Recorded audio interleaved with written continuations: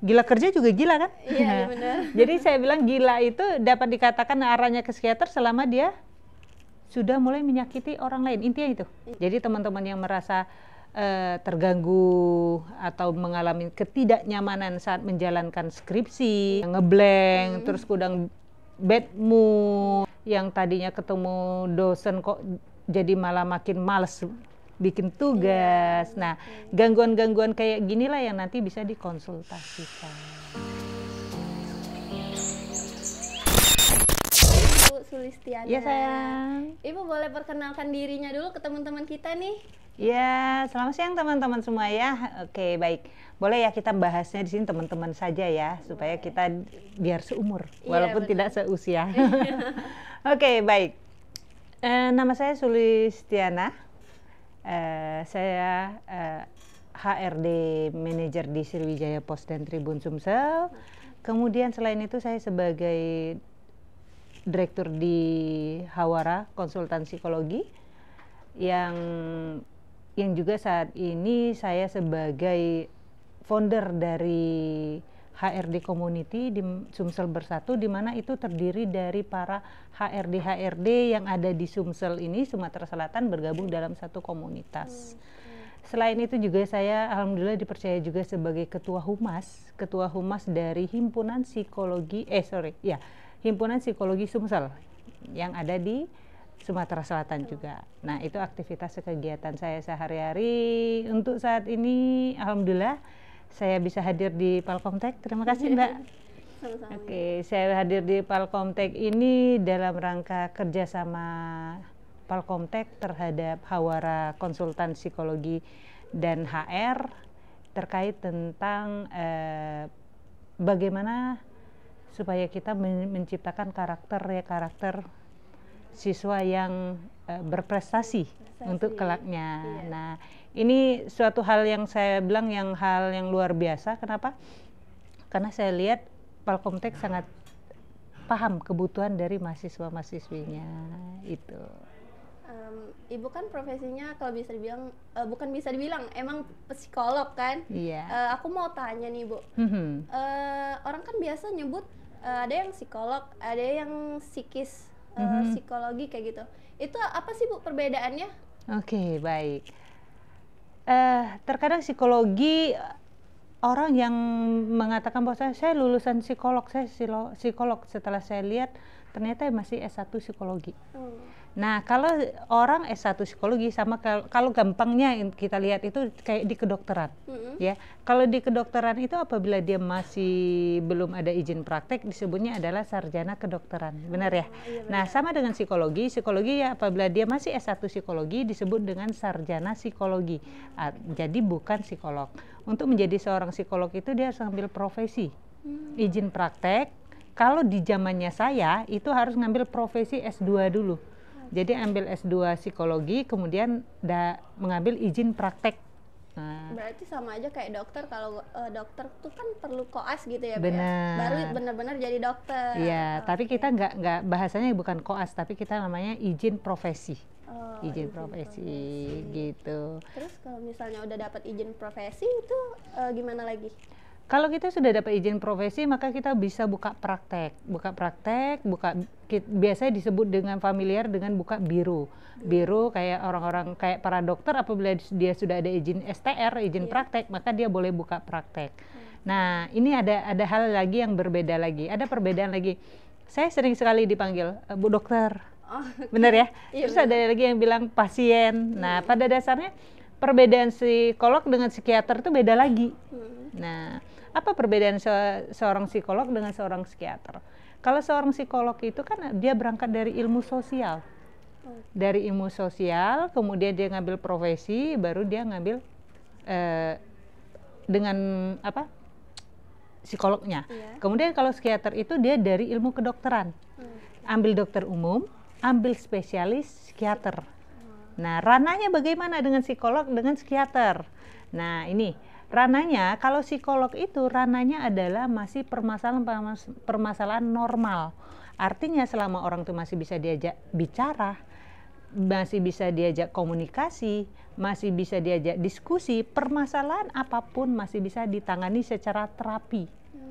Sedangkan psikiater sendiri adalah ilmu-ilmu yang kedokteran, artinya orang-orang yang ditangani psikiater adalah orang-orang yang mengalami gangguan kejiwaan dalam kondisi berat.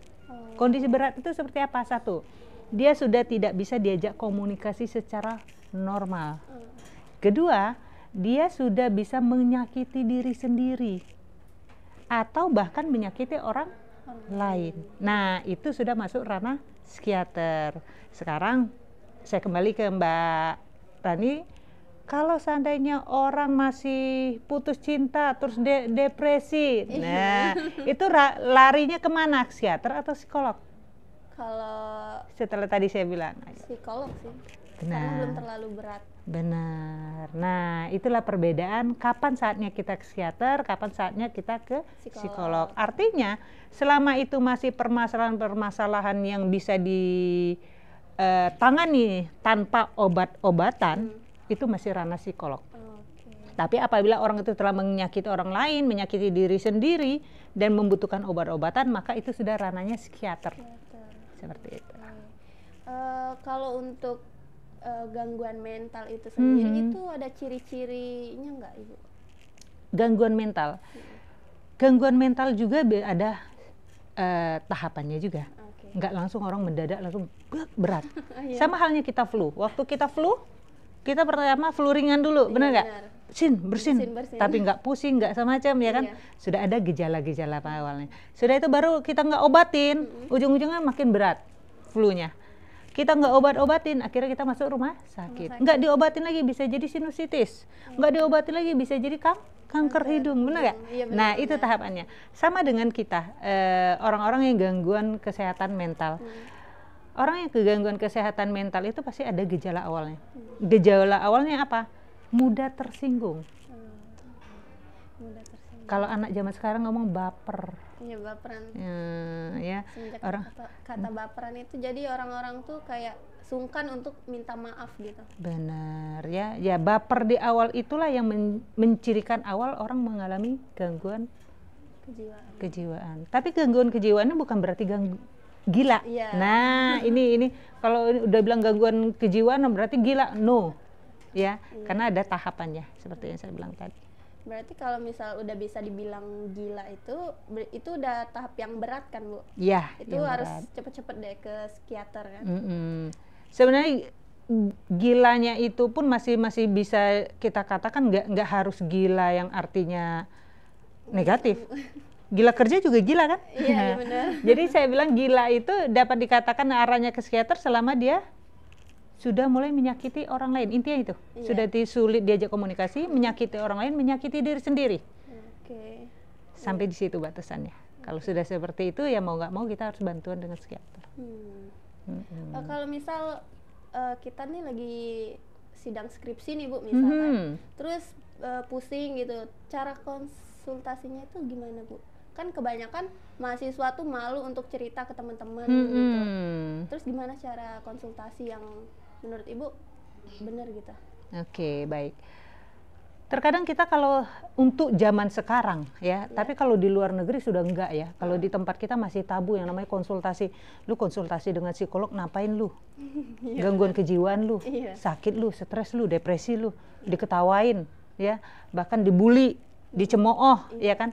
Pada dasarnya yang membuat kita mengalami kegangguan itu sendiri ya karena kita tidak mau minta bantuan orang lain karena malu tadi.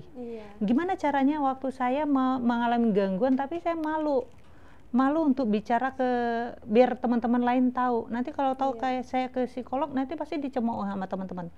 Oke. Untuk saat ini kalau untuk alhamdulillah di Palkomtek saya udah bekerja, Hawara udah bekerja sama dengan Palkomtek, kita membuat ruang luas untuk teman-teman siswa-siswi, mahasiswa-mahasiswi untuk konsultasi psikologi ya. Saya juga tidak berdiri sendiri, ada tim saya yang bisa membantu teman-teman. Nanti ada link WA-nya yang sudah disepakati, yang nanti akan baca di sini. Seperti itu, nanti akan ada WA yang bisa teman-teman baca, bikin schedule untuk jadwal konsultasi. Jadi ada konselor. Link itu untuk mahasiswa Palkomtek aja atau secara umum, Bu?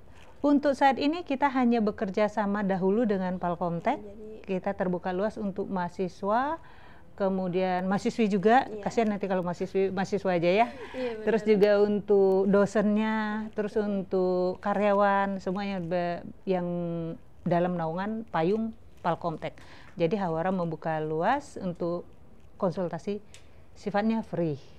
Seperti itu. Nanti akan ada linknya yang akan kita sampaikan pakai menggunakan apa. Nah, nanti konsultasinya bisa melalui itu penjadwalan. Apakah itu perlu tatap muka ataukah online? Nanti dalam penjadwalan itu yang akan kita jadwalkan untuknya. Jadi teman-teman yang merasa terganggu atau mengalami ketidaknyamanan saat menjalankan skripsi, atau kadang seperti dikatakan seringnya ngeblank, terus kadang bad mood, terus yang tadinya ketemu dosen kok jadi malah makin males bikin tugas. Nah, gangguan-gangguan kayak ginilah yang nanti bisa dikonsultasikan, seperti itu. Akhir-akhir ini kan banyak kasus tentang mahasiswa atau mahasiswi ini lagi ngerjain skripsi, terus dia tuh stres sampai bunuh diri. Itu pendapat Ibu gimana sih? Oke, baik. Iya ya, ada kasus beberapa yang dia bolak-balik ketemu sama dosennya. Kasus yang kemarin-kemarin itu ya. Iya benar. Ya, kalau saya lihat banyaknya sangat gampang. Untuk zaman sekarang, tadi saya juga baru dari tempat salah satu SMK juga bicara kasus yang sama. Kesehatan mental itu sekarang untuk kondisi setelah masa corona. Di mana anak-anak banyak yang daring, itu mental anak-anak sekarang ini, kalau saya bahasanya mental anak-anak zaman sekarang sejak masanya COVID itu mentalnya setipis tisu dibagi dua. Iya benar. Tipis benar, setipis itu, sehingga apa? Mereka merasa tisu itu apa sih? Kena angin aja robek, kena air robek, ya kan? Apalagi mau diremas. Ya, apalagi dengan yang hal-hal yang lebih keras lagi, gampang benar. Jadi bagi mereka bunuh diri itu hal yang ya sudah selesai masalah. Padahal kesadarannya tentang selesai itu tidak hanya di sini. Kalau dia beragama, dia tahu ada akhirat yang menanti dia, yang akan lebih panjang lagi dan lebih abadi lagi dibandingkan dia kasus yang dia selesaikan saat ini. Nah, lemahnya mental dan juga kalau saya bilang kesehatan mental yang sangat kurang untuk anak-anak zaman sekarang, sama daya juang yang sangat rendah sekali, mengakibatkan anak-anak muda zaman sekarang sangat gampang dalam memikirkan untuk bunuh diri. Nah, nah itu makanya saya membuka diri buat teman-teman, yuk anak muda, kuatkan mental kamu, ya kan? Jangan mental setipis tisu. Nah, ini sangat saya bilang anak-anak sekarang mentalnya setipis tisu, dimarah orang tua nangis. Itu ada kemarin kasusnya juga anak SMP karena katanya keseringan dimarahin sama ayahnya. Terus dia milih untuk bunuh diri. Ya, itu ya. Makanya mental anak zaman sekarang dengan mental anak zaman dahulu itu sangat berbeda sekali. Kalau anak zaman dulu dimarah orang tua, ya dia nggak apa-apa. Ya, karena pergeserannya dari zaman itu, ya, dimana zaman sekarang yang anak-anak hidup dengan gadget, yang dia hidup dengan dunia hayal. Kenapa saya bilang dunia hayal? Karena mereka hidupnya di gadget. Di gadget itu yang dilihat ikan itu adalah sesuatu yang baik semua. Ya, kayak mbaknya lah, nggak mungkin kan mengupload sesuatu yang jelek tentang diri sendiri. Ya, orang lain juga mengupload hal yang pasti yang bagus-bagus semua. Yang di rumah dipukul orang tua ada nggak diupload? Nggak ada. Pasti yang bagus, yang dicium macam, sehingga anak-anak pun berpikir, oh, orang tua saya jahat, orang tua yang lain lihat itu di sosmed. Orang tua yang lain baik semua, orang tua lain nggak pernah nyiksa, orang tua lain nggak pernah marah, orang tua lain nggak pernah bla bla. Memang pada dasarnya orang tua nggak boleh nyiksa atau segala macam. Tapi mentalnya tadi, karena mentalnya instan. Mental instan yang didapatkan dari apa? Gadget tadi. Sosial media. Ngasih tontonan juga yang sesuai umur ya, Bu ya. Benar. Nah, itulah yang membuat anak-anak zaman sekarang saya bilang ya sangat rapuh sekali. Gitu. Cara menanggulangi dari sisi psikologi itu gimana sih, Bu? tentang anak-anak yang mempunyai mental yang sangat lemah ini ya. Benar. Ya, secara tidak langsung yang harus kita lakukan adalah pola asuh. Ya. Kalau saya bilang pola asuh itu memang terbentuknya karakter anak itu dari 0 sampai dengan 8 tahun. Oke? 0 sampai 8 tahun itu artinya dari bayi baru lahir dari kandungan sampai dengan anak SD kelas 1 atau kelas 2, kelas 3, benar ya? Iya, benar. Nah, untuk anak-anak yang punya karakter di usia yang udah kuliah, kemudian udah SMA, itu kan sudah terbentuk karakternya. Oke, bagaimana jadinya kita menyikapin sikap-sikap anak yang mentalnya sangat setipis tisu tadi? Ya, yang satu, yang pasti komunikasi. Anak zaman sekarang yang kita sedihkan itu sangat kurang berkomunikasi. Sama orang tua. Tidak hanya sama orang tua, sama teman-teman saja kadang kumpul, lihatlah, lebih banyak main handphone masing-masing. Duduk bareng, handphone masing-masing. Kumpul di mana? Yuk kita buka bersama atau reuni. Ujung-ujungnya handphone masing-masing. Kurangnya komunikasi ini sehingga mereka terkadang memiliki rasa gengsi untuk mengakui saya lemah. Iya, benar. Nah, terus kemudian besarnya juga, maraknya juga bullying. Benar kan? Iya, benar. Kalau saya ngakuin saya putus cinta, dibullying ya kan? Terus dibully, terus dihina-hina, terus diejek. Alah, gitu aja lu patah hati. Alah, lu gitu-gitu, benar gak? Iya, benar. Nah, yang inilah terkadang membuat anak-anak yang setipis kertas ini makin menarik diri. Saya mau ceritanya ke siapa? Cerita sama ibu, diajein, masa gara-gara pacar aja lupa nangis, ya kan? Bicara sama temen, alah cari yang lain aja, ngapain gitu aja kok nangis, ya kan? Terus ngomong sama siapa lagi? Sama dosen, oh mustahil. Akhirnya tidak ada tempat untuk berkomunikasi. Jadi cara jalan yang tepat adalah cari tempat berkomunikasi. Komunikasi itu carilah orang-orang yang bisa dipercaya. Jangan yang bocor alus. Iya. Kalau bocor alus keliling, ujung-ujungnya informasi nyebar kemana-mana. Jadi carilah tempat-tempat yang bisa dipercaya. Misalnya kalau Palkomtek sudah membuat wadah, ada seorang psikolog yang bisa menjaga kerahasiaan kalian. Yang pasti kalau seorang psikolog itu dia profesional. Artinya apabila ada rahasia yang benar-benar rahasia, itu menjadi benar-benar rahasia berdua. Bertiga sama Tuhan. Jadi benar-benar jadi rahasia karena apa? Kode etik psikologi, seorang psikolog tidak boleh yang namanya mengeluarkan apa yang kamu bicarakan. Misalnya kamu konsultasi dengan saya, tidak boleh saya keluarkan walaupun itu dengan dosen sekalipun, dengan orang tua sekalipun.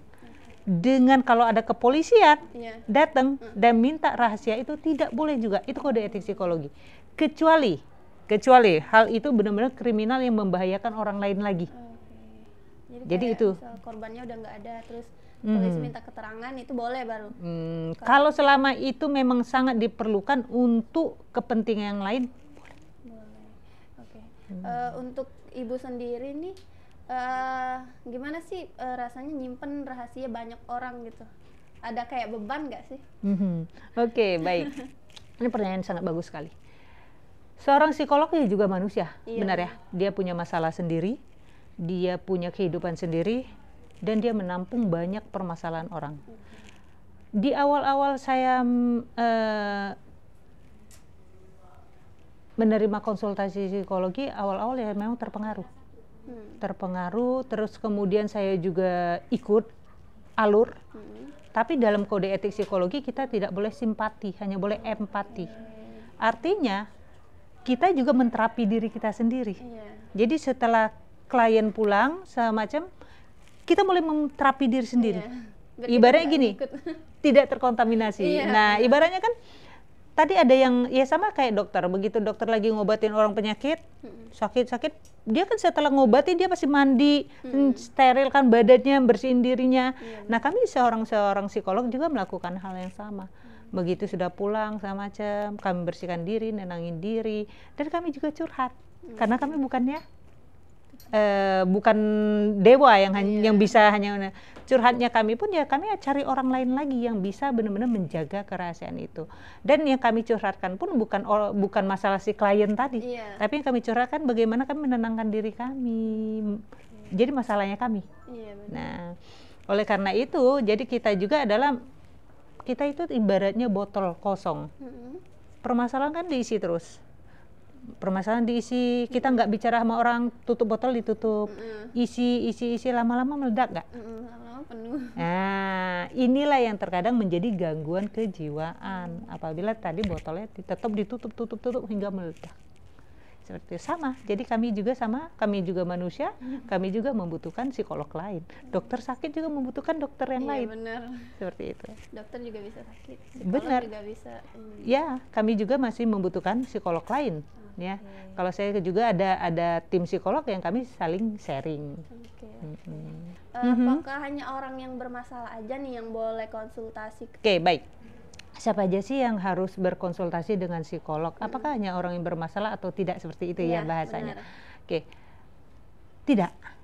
Kenapa? Karena psikologi ini ranahnya bukan hanya klinis. Psikologi ini banyak, ibaratnya bukan hanya kayak olahraga aja, banyak cabang. Nah, psikologi juga banyak cabang. Oke, psikologi ada yang disebut dengan psikologi industri organisasi (PIO). Ya, seperti yang saya dalami, saya adalah PIO, psikologi industri dan organisasi. Makanya saya bergerak sebagai HRD di perusahaan. Kemudian ada lagi yang disebut dengan psikologi klinis dewasa. Kebetulan saya minornya ngambil psikologi klinis dewasa. Psikologi klinis dewasa inilah yang biasanya yang bermasalah-masalah tadi orang. Sedangkan PIO tadi, apakah orang yang bermasalah? Tidak. PIO tadi kan HRD. HRD itu apa? Yang di perusahaan. Bagaimana merekrut karyawan? Bagaimana kalau teman-teman dengar ada rekrut pasti ada PHK. Terus bagaimana karyawan dikembangkan? Terus bagaimana karyawan bisa berprestasi? Pelatihan apa yang bagus buat para karyawan? Terus kemudian bagaimana membuat karyawan yang tadinya masih bibit unggul ini menjadi sesuatu yang wah, itu para PIO. Ya, sampai bagaimana bisnis berkembang, itu PIO, psikologi industri organisasi. Bagaimana mengembangkan sebuah usaha yang tadinya hanya satu usaha bisa jadi berbagai usaha, itu PIO. Nah, kemudian ada psikologi klinis tadi, klinis dewasa. Ada juga klinis kita sebut dengan perkembangan anak. Nah, kalau perkembangan anak ini biasanya memang psikolog anak bahasanya. Kemudian ada lagi psikolog pendidikan, ada lagi psikologi olahraga, ada lagi psikologi agama. Jadi banyak hal. Jadi tidak hanya orang yang bermasalah dalam arti orang-orang stres saja. Ya, artinya tidak hanya orang bermasalah. Dan ada juga yang saya biasa tangani adalah psikologi rumah tangga. Jadi orang sebelum berumah tangga, ya, calon suami istri ini datang untuk konsultasi. Biasanya disebut dengan ada perjanjian pranikah. Apakah itu orang bermasalah? Belum tentu. Mereka belum tentu bermasalah. Tapi mereka menyamakan persepsi sebelum melakukan pernikahan. Itu ada konsultasi perkawinan. Kemudian ada konsultasi perkawinan. Contoh, mohon maaf. Yang dia belum punya anak, gimana cara punya anak banyak jadi ya. Jadi punya anak, mungkin dia harus konsultasi. Ini di dokter sehat, semua sehat, ini sehat. Coba konsultasi dulu dengan psikolog. Jadi tidak harus bermasalah. Mungkin ada hal-hal yang harus mereka jalanin seperti itu kan, terapi-terapinya. Ada konsultasi perkawinan, konsultasi remaja. Konsultasi remaja ini apa? Anak saya mau masuk kuliah. Ambil kuliah apa? Oke, dia mau ambil kuliah apa? Kita tes lah yang disebut dengan tes minat bakat. Sesuai minatnya, sehingga jurusan yang diambil pun sesuai dengan minat bakat dia, bukan sesuai maunya emak bapak. Yang masalah anak zaman sekarang ini banyak kan kendak emak bapak ngikuti pacar. Nah, ini yang bahaya ya. Jadi pacarnya ambil kuliah ini ikut. Tapi ujung-ujungnya nanti nggak sesuai dengan minat dan bakatnya. Nah, ada juga kalau di anak itu ada orang datang ke psikolog juga untuk persiapan masuk SD. Banyaknya orang tua sekarang kan kalau seharusnya anak-anak masuk SD itu 7 tahun, SD kelas 1. Atau sekarang udah didispensasi 6 tahun untuk masuk SD. Benar ya? Kalau kebalik, kalau dulu zamannya aku tuh nggak terpaut umur sebenarnya. Ya. Nah, kalau sekarang harus 7 tahun. 7 tahun, tapi iya, ya maksud saya gini. Tahun-tahun sebelumnya 7 tahun itu, tapi sekarang pemerintah sudah mengurangi lagi menjadi 6 tahun. Tapi salah kaprahnya orang tua, belum 6 tahun udah kekeh aja anaknya mau masuk SD. Udah nggak sabar, terutama yang anak-anak pertama biasa ini. Iya, benar. Akhirnya harus ada surat keterangan dari seorang psikolog untuk menyatakan dia sehat secara mental. Nah, ini yang orang tua yang memaksakan anak untuk masuk SD cepat ini, inilah salah satu bibit yang anaknya besarnya kesehatan mentalnya setipis tisu. Jadi ketika dia belum siap malah Dipaksakan dewasa. Oke. Nah, jadi tidak harus orang stres. Jadi karena ranahnya memang luas. Jadi ranahnya luas sesuai dengan kehidupan di masyarakat umumnya. Gitu. Untuk ibu sendiri nih, ibu pernah nggak sih ketemu kasus yang sampai sekarang tuh masih susah buat ibu lupain, kayak gimana ya? Ada. Apa tuh kasus apa tuh? Sampai sekarang saya sangat menyayangkan sekali. Kenapa? Mungkin ini bukan niat membicarakan rahasia orang, karena kode etik psikologi saya kan tidak menyebut identitasnya, tapi ini yang harus didengarkan sama orang tua di luar sana. Orang tua yang memaksakan cita-citanya yang tertunda kepada anak. Ini terjadi. Jadi dia mempunyai sebuah cita-cita yang dia berharap apa yang dia cita-citakan dulu itu terhambat. Dan itu harus terjadi sama anak saya. Padahal itu sangat bertolak belakang sekali dengan minat si anak itu. Tapi anak ini kan nggak pernah jadi dewasa. Iya, Belum pernah jadi dewasa, benar ya? Iya, benar. Terakhir dia mengikuti apa mau orang tua. Kenapa? Anak ingin membahagiakan orang tua. Iya, benar? Iya, benar. Mbak Lani juga pasti ingin kan membahagiakan orang tua. Apa yang keinginan orang tua kalau bisa diikutin, benar? Benar, Nah, ini yang dilakukan, yang kasus sampai sekarang menjadi momok bagi saya. Dan juga menjadi catatan bagi saya sendiri untuk anak-anak saya juga.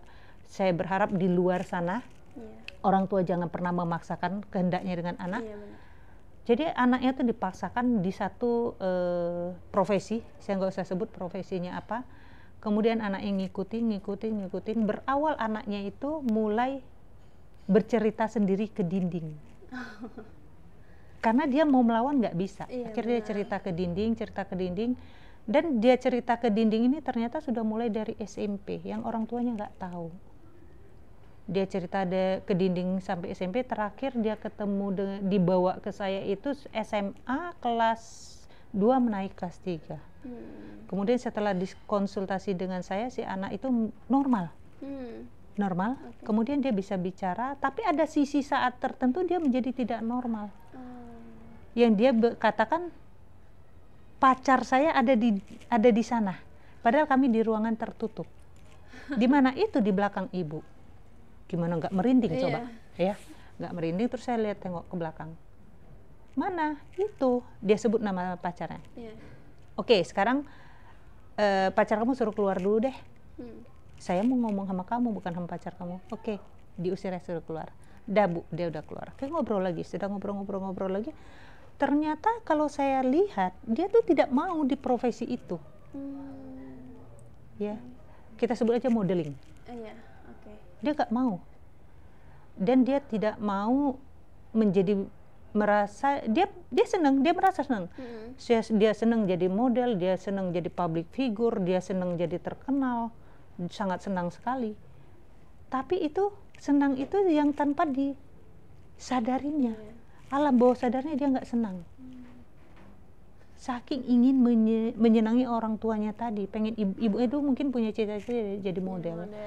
Nah, terakhir ibunya waktu datang itu yang bawa ibunya mengatakan bahwasannya anak ini sering tertawa tengah malam. Dan ketawa itu lepas bahagia benar. Terus saya tanya, kenapa tertawa tengah malam lepas bahagia? Karena saat tengah malam itulah saya menjadi diri saya sendiri dan tidak ada satupun yang mengatur hidup saya. Dan saya bisa menjadi diri saya sendiri. Mau apapun saya bisa. Dia bilang gitu. Akhirnya dari hasil dari itu saya bicara sama orang tuanya, bebaskan dia menjadi dirinya sendiri. Dan anaknya kalau saya lihat sudah mulai mengarah ke gangguan kejiwaan Itu lebih ke klinis. halusinasi nggak sih? Benar, sudah mulai halusinasi. Dan itu sudah tidak bisa hanya diterapi secara psikologis, harus sudah ada bantuan psikiaternya. Sayang anaknya cantik, tinggi, pokoknya wah hampir lah ya. Oke ya, seperti itu. Nah itulah yang sampai sekarang saya jadi beban saya. Jangan sampai orang tua di sana jangan maksain kehendak anak, karena cita-cita anak itu punya sendiri. Tapi Bu, seumuran aku aja nih, kadang kita tuh mikir kayak gini, kalau aku nggak bisa, misal aku nggak bisa jadi polwan, berarti anak aku nanti harus jadi polwan juga nih. Seumuran aku tuh udah banyak yang ngomong kayak gitu. Itu berarti kayak gimana tuh Bu? Boleh. Sangat boleh sekali orang tua mempunyai cita-cita bagi anaknya. Saya pengen punya anak saya pengen kecil, saya kepengen dia jadi dokter. Tapi benar. Nggak boleh maksa kan itu. Benar, itu yang benar. Anaknya. Jadi kita arahkan, kalau kayak saya kepengen anak saya paling kecil jadi dokter. Saya tanya, saya kasih pilihan, ada 3 pilihan. Nah, jadi A, B, C. Akhirnya dia milih ke dokter. Oke, saya coba yang lain lagi. C, D, E. Dia masih milih C. Saya arahkan yang lain. C, Z, Q, C. Udah. Berarti satu misi kan? Oke, satu misi. Setelah satu misi, saya lakukan psikotes lagi ke anak nih. Syarat untuk seorang dokter tuh apa sih? Yang pasti IQ. Iya, benar ya? Iya. Kedua, kesabaran. Kemudian apa lagi? Terus kemudian dia ketelitian. Benar ya? Iya, benar. Kesabaran, ketelitian, kemudian apa lagi? Mampu berkomunikasi dengan orang lain, karena harus komunikasi kan harus bagus. Iya. Ternyata setelah saya checklist itu ada semua kompetensinya seorang dokter. Iya. Oke, kompetensinya ada, minat dia ada, kompetensi tadi kita bicara bakat. Iya. Oke, minatnya tadi ada. Iya. Kalau selama sudah ada minat sama bakatnya, jalankan mimpi yang bersama tadi, mimpi orang tua dan mimpi anak. Tapi kalau tadi kita checklist nggak ada, jangan dipaksain. Nah, nanti begitu pengen jadi polwan nggak bisa, anak saya mau jadi polwan, anaknya nggak ada minat, bakat pun nggak ada, dipaksain. Jangan. Nah, tetap. Kayak ada contoh lagi orang tua, anaknya nggak mau sekolah, sama sekali, pengennya latihan drum aja, karena dia merasa bisa jadi drummer besar, dia mengaku itu. Akhirnya yang dilakukan orang tuanya, Bu, saya gimana? Dia nggak mau, dia ini udah SMA. Dari SMP mau stop katanya, dia mau sekolah musik aja, mau drum aja. Dia nggak mau SMA lagi. Saya bilang gini, drum itu kalau memang ditekunin dia bisa sukses. Sekolah ada yang namanya paket kejar, paket C ya? Paket C, masih bisa, no problem. Saya bilang, silakan dia di situ. Nanti kalau satu saat titiknya dia mikir, oh saya mau sekolah, udah sekolah. Jadi nggak apa-apa Bu, dia nggak sekolah, nggak apa-apa anak saya malu dong Bu, teman-teman saya semua anaknya sekolah, masa anak saya di rumah. Ya jangan di rumah, sekolah musik, leskan musik, ikuti lomba sana sini, kasih aktivitas. Artis-artis di luar sana kan banyak yang homeschool dan segala macam. Saya bilang gitu. Oh nggak apa-apa Bu, nggak apa-apa. Malu nggak ya Bu? Enggak. Untuk anak tidak ada kata yang malu. Selama itu bakat anak, jalankan. Selama itu memang mimpinya anak, lakukan. Sehingga anak kita tidak, salah satu ya tidak setipis kertas tadi.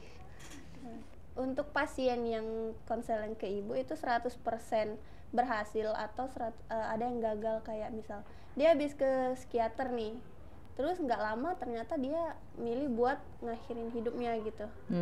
Itu ada nggak? Oke. Kembali lagi saya luruskan sedikit tentang psikiater sama psikolog. Kalau dia sudah ke psikiater, biasanya tidak akan lagi dialihkan ke psikolog. Otomatis kalau psikiater dia sudah di bawah tangan seorang psikiater untuk terapi obat dan terapi-terapi lainnya. Nah, kalau seandainya dia sudah ke psikiater, biasanya saya nggak ambil lagi, karena bukan ranahnya saya. Namun kalau apakah orang-orang yang sudah konsultasi dengan saya dia kembali lagi, apakah dia masih bermasalah atau dia sekarang udah sembuh, apakah dia sehat, keberhasilan seperti apa? Sejauh ini bicara soal keberhasilan atau tidak, saya belum ada tolak ukur mereka berhasil atau tidak. Namun dalam sudut pandang saya, berhasil atau tidaknya, mereka masih pegang nomor WA saya. Jadi selama mereka melakukan terapi yang saya berikan, dan mereka mau kembali lagi konsultasi dengan saya pasti akan tanya, terapi kemarin udah dijalanin belum? Terapi yang saya berikan tadi tahap demi tahap sudah dikerjakan belum? Kalau belum, jangan dulu kembali. Artinya, ya sama kayak orang dokter.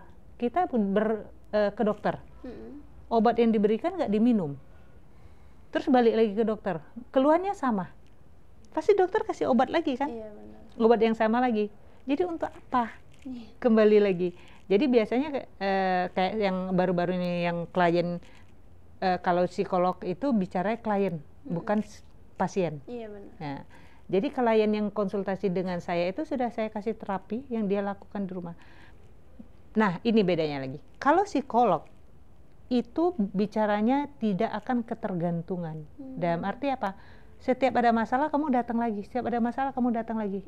Selama dia ada masalah dia datang lagi, ada masalah dia datang lagi. Artinya psikolognya nggak berhasil. Psikolog ini tugasnya adalah membangun kepercayaan diri si pasien untuk menangani permasalahannya sendiri. Sehingga apabila dia ketemu dengan permasalahan yang sama di luar sana, dia mampu menangani sendiri. Itu yang kalau bagi saya, prinsip saya berarti saya berhasil. Jadi kalau dia kembali itu malah nggak berhasil kalau saya bilang. Jadi kalau dia di luar sana berhasil dan dia merekomendasikan orang lagi untuk konsultasi ke saya, di situ saya bilang konsultasi saya berhasil. Kenapa? Dia sudah tidak kembali lagi dan dia sudah melakukan terapi itu. Dan saya pun biasanya akan bicara lagi gimana? Iya Bu, sudah enakan sekarang tidurnya. Iya Bu, udah gini-gini. Makasih ya Bu, gini-gini. Bagi saya udah berhasil. Jadi bukan ukuran dia kembali. Kalau ukuran dia kembali, itu kalau kita jualan obat kali ya. Nah kalau saya enggak. Terapi yang saya lakukan adalah terapi supaya dia mampu menyelesaikan masalahnya sendiri di luar sana. Karena enggak 24 jam saya bisa menjaga dia. Iya, benar. Otomatis dia harus mampu untuk menterapi dirinya sendiri di luar sana. Gitu. Untuk teman-teman nih, kita izin dulu ya Bu ya. Iya. Untuk teman-teman Palkomtek mahasiswa aktif ataupun lagi ngerjain skripsi, kita ada layanan baru nih. Layanannya itu yang berhubungan sama Ibu ini juga nih. Itu gimana sih Bu kalau orang mau konsul ke Ibu itu gimana caranya? Boleh Ibu jelaskan? Seperti kita jelaskan yang semula ya, kita ada layanan yang linknya untuk pendaftaran konsultasi. Jadi nanti linknya mungkin boleh nanti dituliskan saja ya linknya itu ke mana. Jadi teman-teman bisa langsung mendaftarkan diri untuk menjadwalkan konsultasi psikologi. Konsultasi psikologinya pun akan kita bagi jadwal. Selain bagi jadwal juga bagi juga tahapannya. Tahapan dalam arti ini cukup online. Kasusnya ini cukup dengan terapi sendiri di rumah. Ini harus tatap muka, nanti kita akan bagi juga. Jadi mana yang harus tatap muka, mana yang harus online, dan mana juga yang harus dia bisa lakukan terapi sendiri di rumah.